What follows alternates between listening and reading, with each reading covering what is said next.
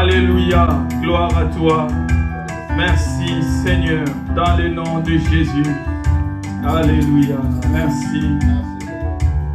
Nous te rendons grâce pour le mois de juin que tu nous as donné, Seigneur. Merci parce que c'est les derniers dimanches du mois de juin. Et nous te bénissons pour tout ce que tu as fait. Merci pour ton peuple qui est là ce matin, Seigneur. Même si notre Dieu, c'était pas évident, notre Dieu, tu nous as fait grâce d'être la paix. Et tu nous as, notre Dieu, Père, préparé quelque chose à entendre de ta part. C'est pour cela, notre Dieu, je prie, Père, que le Saint-Esprit de Dieu, Père, puisse nous parler ce matin dans le nom puissant de Jésus-Christ. Je recommande ta parole ce matin au nom de Jésus. Amen. Amen. Amen. Alléluia. Alléluia. Dieu est bon. C'est sa bonté qui a toujours les derniers mots. Alléluia. Nous allons prendre nos Bibles. Et le titre de mon message ce matin, tourne-toi vers Dieu quand tout va mal. Quand tout va mal, tourne-toi vers Dieu. Alléluia. Quand tout va mal, tourne-toi vers Dieu. 2 Rois 1, 16. Nous allons prendre les livres de 2 Rois 1, 16. On y est, c'est bon? Il lui dit, ainsi parle l'Éternel, parce que tu as envoyé de messagers pour consulter Baal-Zéboub, Dieu d'Écran, comme s'il n'y avait en Israël point de Dieu dont on puisse consulter la parole. Tu ne descendras pas du lit sur lequel tu es monté, car tu mourras. Alléluia. Si on remonte au verset 1, on va voir que c'était l'histoire d'un roi. C'était un roi. On va commencer au verset 1. Mais le plus important pour nous, c'était le verset 16. Pour savoir dans quel contexte on se trouve, on va commencer au verset 1er. Moab se révolta contre Israël après la mort d'Akab. Or, Akazia tomba par les hauts des treillis de sa chambre haute à Samarie, et il en fut malade. Il fit partir de messagers et leur dit, allez consulter Baal-Zéboub, Dieu d'Écran, pour savoir si je guérirai de cette maladie. Mais l'ange de l'Éternel dit à Élie, le Tishbite, lève-toi, monte à la rencontre des messagers du roi de Samarie et dis-leur, est-ce parce qu'il n'y a point de Dieu en Israël que vous consultez Baal-Zéboub, Dieu d'Écran? C'est pourquoi ainsi parle l'Éternel, tu ne descendras pas du lit sur lequel tu es monté, car tu mourras. Et il s'en alla. Ça, c'est l'histoire de ce roi. Il a eu un problème. Il est tombé de sa chambre. Du coup, il s'est fait mal. Mais quand il s'est fait mal, il a pensé directement au Dieu païen. Il a voulu aller consulter ces dieux pour savoir s'il allait sortir de cette chute, s'il allait sortir de son problème. C'était un roi en Israël.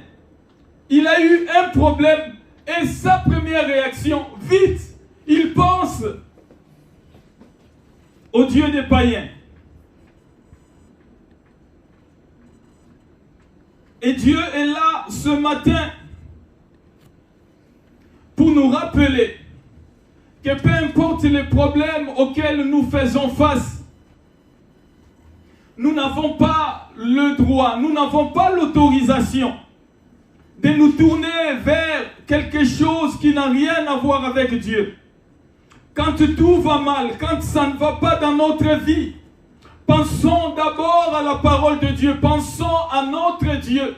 N'allons pas mesurer le degré de la réponse ou la capacité que nous pouvons avoir pour sortir de cette situation par rapport au Dieu païen, par rapport aux gens qui nous entourent, par rapport à ceux qui ont connu cette histoire avant nous. Quand il y a un problème dans ta vie, tourne-toi d'abord vers Dieu.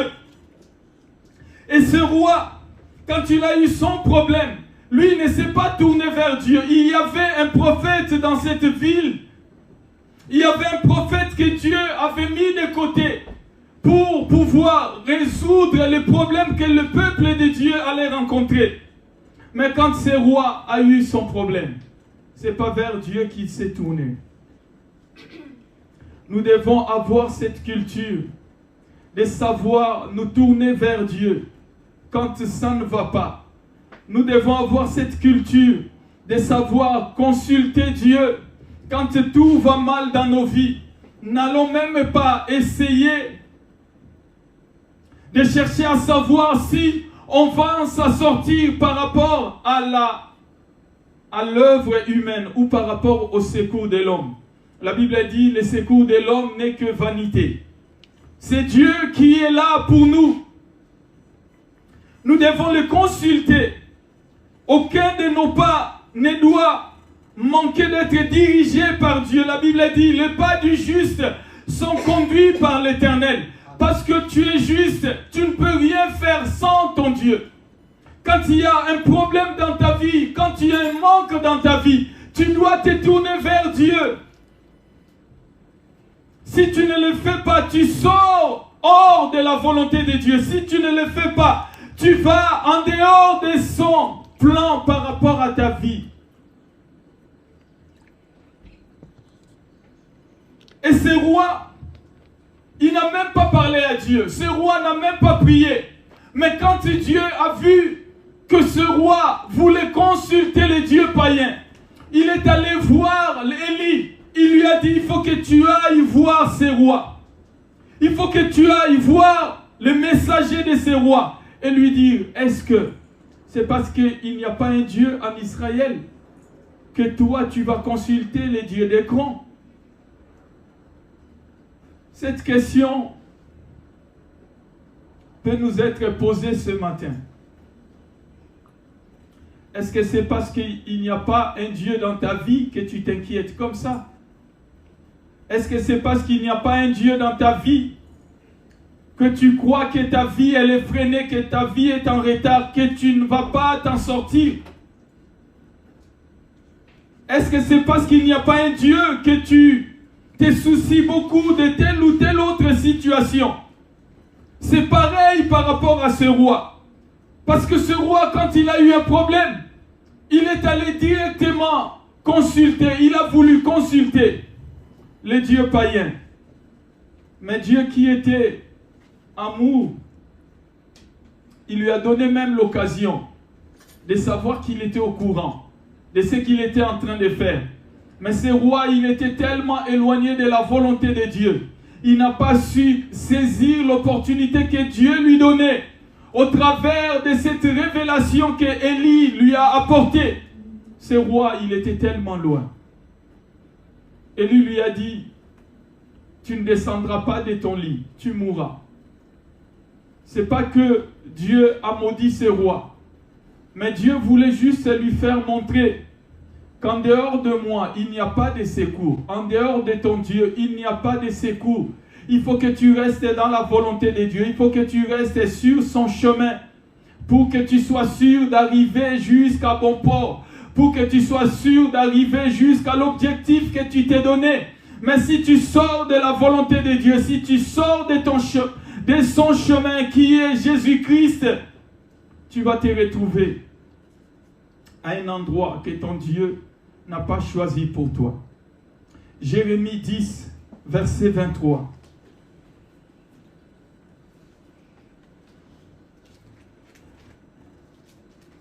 Jérémie 10, verset 23.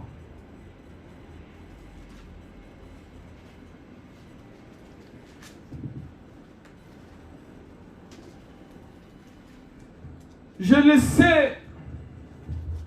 Jérémie 10, verset 23. Je le sais, ô Éternel. La voix de l'homme n'est pas à son pouvoir. Ce n'est pas à l'homme, quand il marche, à diriger ses pas. L'homme ne peut pas diriger ses pas. Peu importe ce que tu veux faire, ce n'est pas toi qui pourras diriger tes pas. C'est l'Éternel qui dirige tes pas. Et si tu le reconnais, c'est tant mieux pour toi. Si tu le reconnais, c'est la gloire de Dieu pour toi. Si tu le reconnais, c'est le salut pour toi. Mais si tu ne le reconnais pas, tu vas te faire mal, bien-aimé.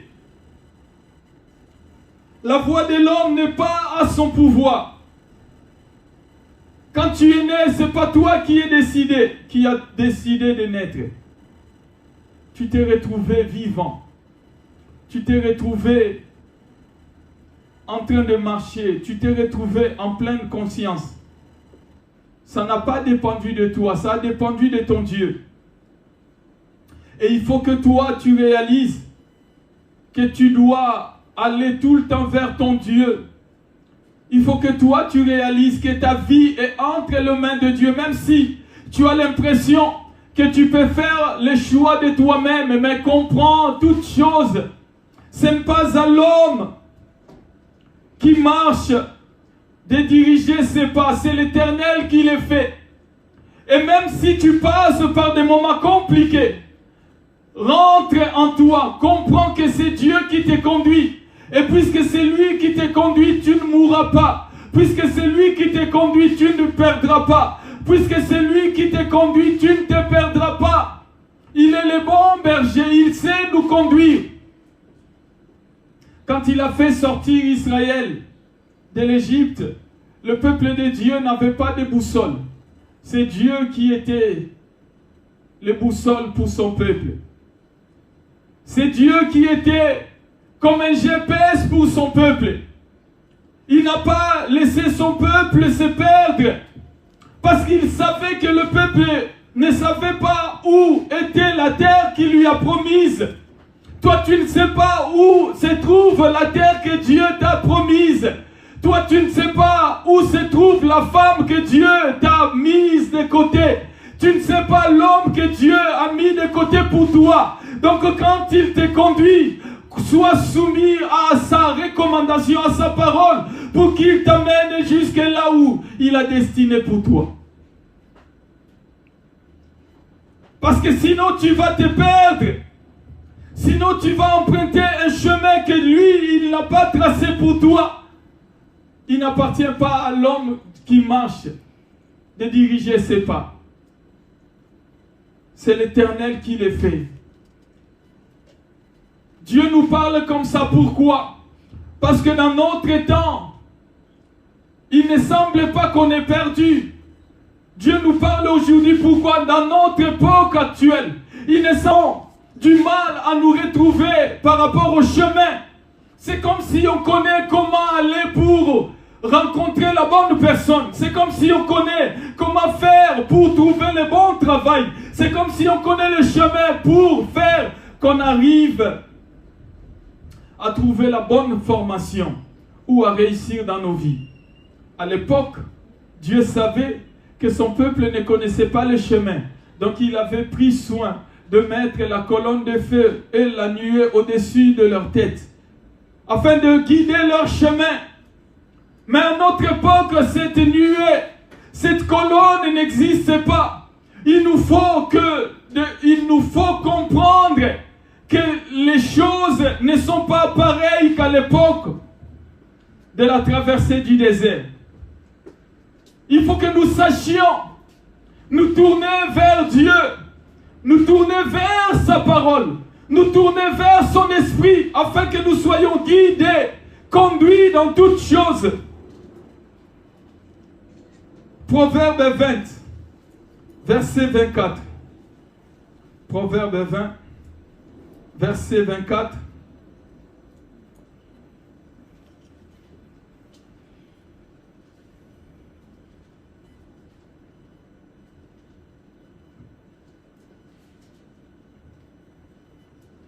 Proverbe 20, verset 24.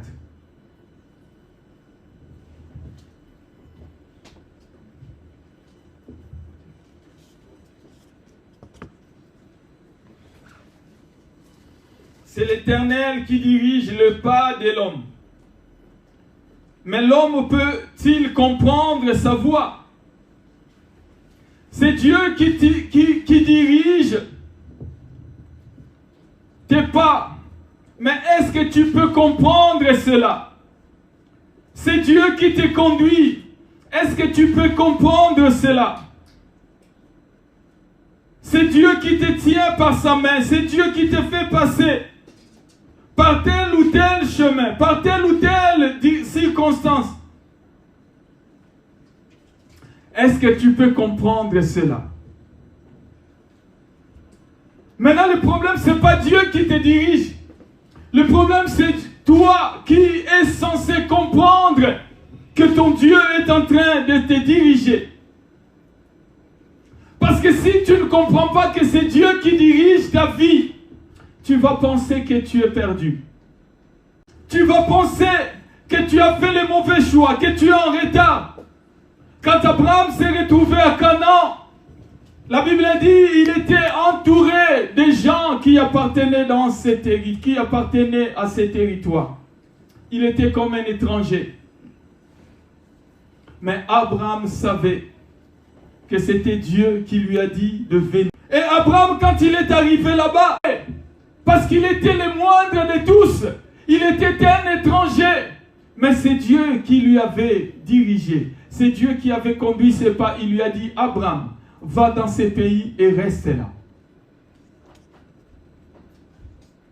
Donc vis-à-vis des hommes, Abraham était comme quelqu'un qui s'est trompé d'adresse. Comment tu peux quitter ton pays? Comment tu peux laisser tes parents? Comment tu peux laisser ta famille et venir habiter dans un territoire où tu es étranger, où tu n'as même pas un lieu qui t'appartient? Il était étranger, mais Dieu lui a dit qu'il devait aller là-bas. Peu importe là où Dieu te dit d'aller, peu importe là où Dieu te place, reste là-bas, bien-aimé. Reste là. C'est le bon endroit pour toi. Même si on ne te reconnaît pas, même si on ne te calcule pas, même si ce n'est pas extraordinaire, même si ça ne frappe pas à l'œil, mais c'est Dieu qui t'envoie là-bas. Si c'est Dieu qui t'envoie là-bas, reste-y. Proverbe 3, au verset 6.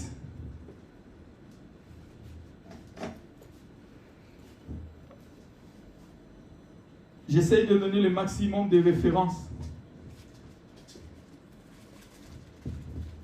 Proverbe 3, verset 6.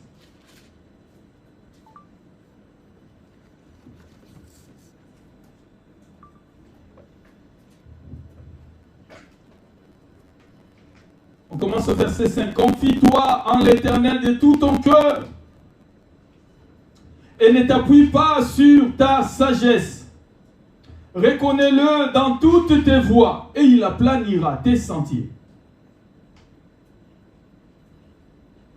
Ne t'appuie pas sur ta propre sagesse. Reconnais-le dans toutes tes voies. Ça veut dire, quand tu empruntes un chemin, quand tu prends une direction, sois sûr que Dieu est dans cette entreprise que tu as commencée. Si tu es là, tu patientes, sois sûr que Dieu est là dans sa parole et qu'il t'encourage de patienter. Reconnais-le dans toutes tes voies. Ça veut dire, si tu refuses, sois sûr que Dieu est avec toi alors que tu es en train de refuser. Ça veut dire, si tu t'en vas, sois sûr que Dieu est avec toi alors que tu t'en vas. Si tu restes, sois sûr que Dieu est avec toi alors que tu restes. La Bible dit, reconnais-le dans toutes tes voies. Ça veut dire, dans tout ce que tu fais, il faut que tu sois sûr que Dieu est là. Si je prends une décision, il faut que je le reconnaisse dans cette décision. Ça veut dire qu'il faut que je m'assure que Dieu est là.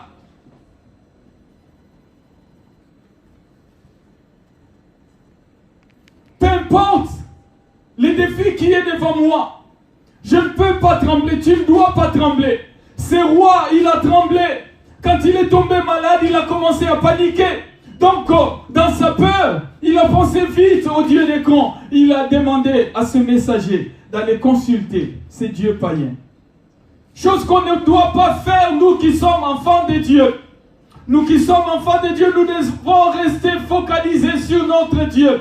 Que ça aille bien ou que ça n'aille pas bien. Dieu reste notre Dieu. Alléluia.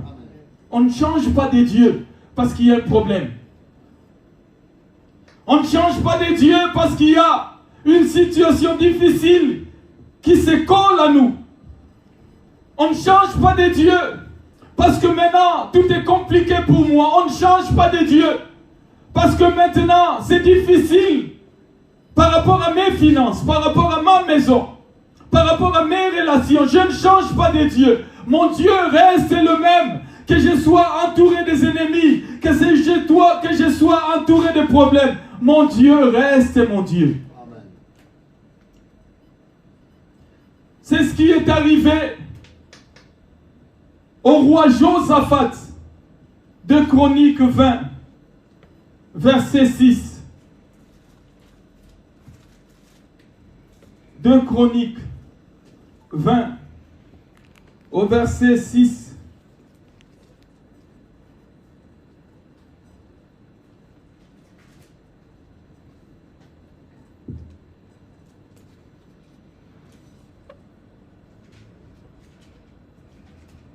On commence au verset 1.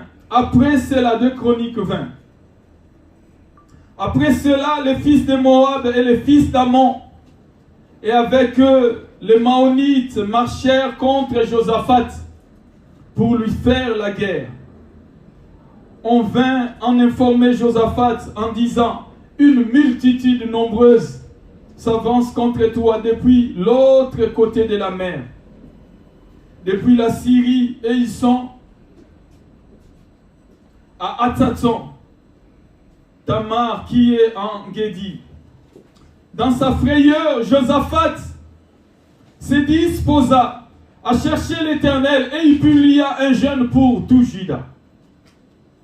Juda s'assembla pour invoquer l'Éternel et l'on vint de toutes les villes de Juda pour chercher l'Éternel.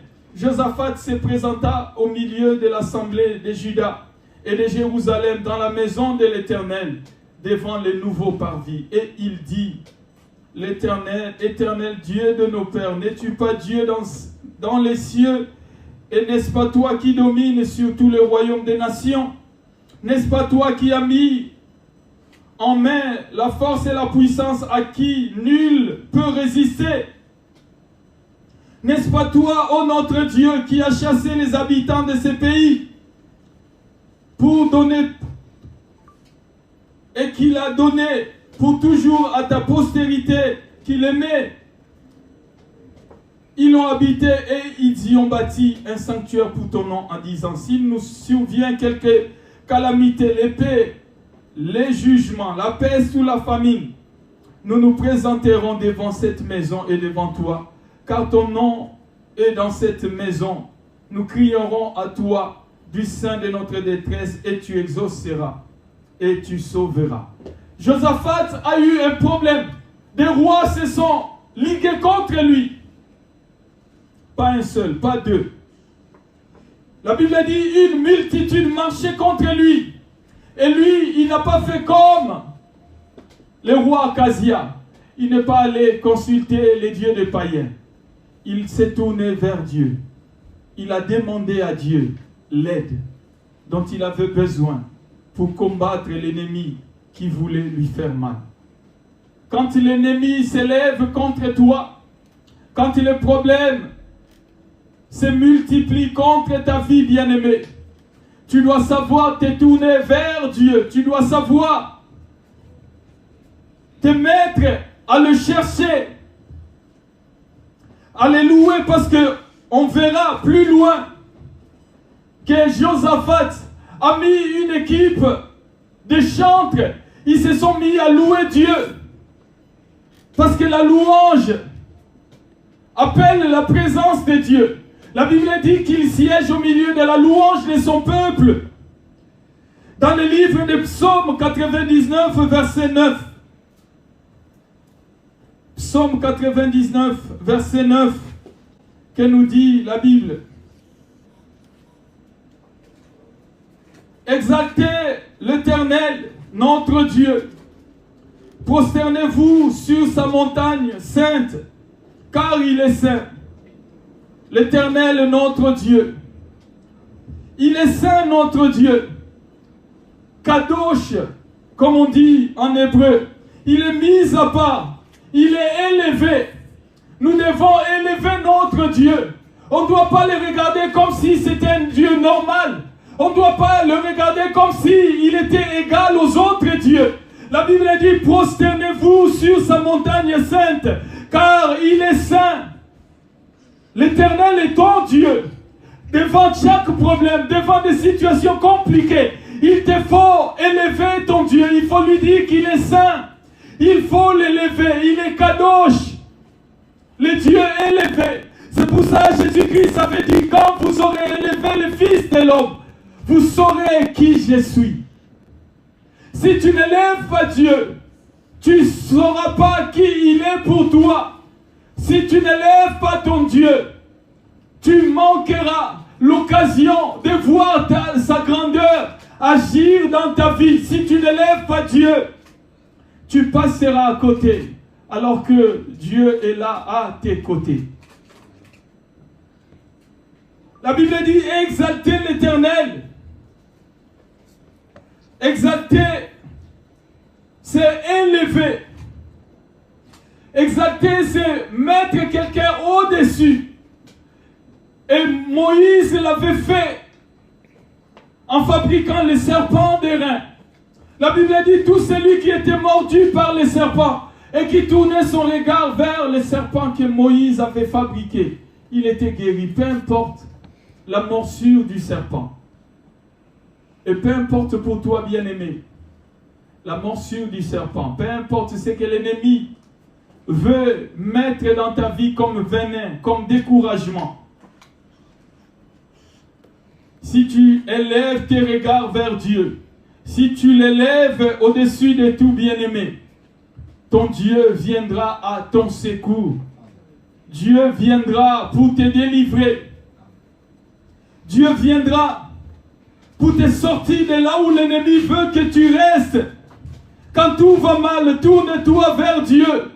Ne reste pas là où tu es. Ne reste pas en train de regarder les solutions des hommes. Il faut que tu te tournes vers Dieu parce que son secours ne manque jamais dans la détresse. Psaume 22, verset 3. Mon Dieu, j'écris le jour et tu ne me réponds pas la nuit et je n'ai point de repos. Pourtant, tu es le Saint, tu sièges au milieu des louanges d'Israël. C'est-à-dire que Dieu siège au milieu des louanges de son peuple. Quand tu te mets à louer Dieu, tu prépares en réalité un endroit pour Dieu afin qu'il vienne siéger. Et là où il est, les ennemis se dispersent. Là où il est, les ennemis battent en retraite. Ils s'en vont. Ils ne peuvent pas rester dans la présence de ton Dieu. C'est pour ça que tu as besoin de louer ton Dieu. Même quand c'est compliqué dans la vie, bien-aimé, tu ne dois pas enlever la louange de ta bouche. Tu dois continuer à rendre grâce à Dieu. Parce que quand tout va mal, tu dois te tourner vers Dieu afin que son secours vienne à toi. Que Dieu te bénisse. Alléluia.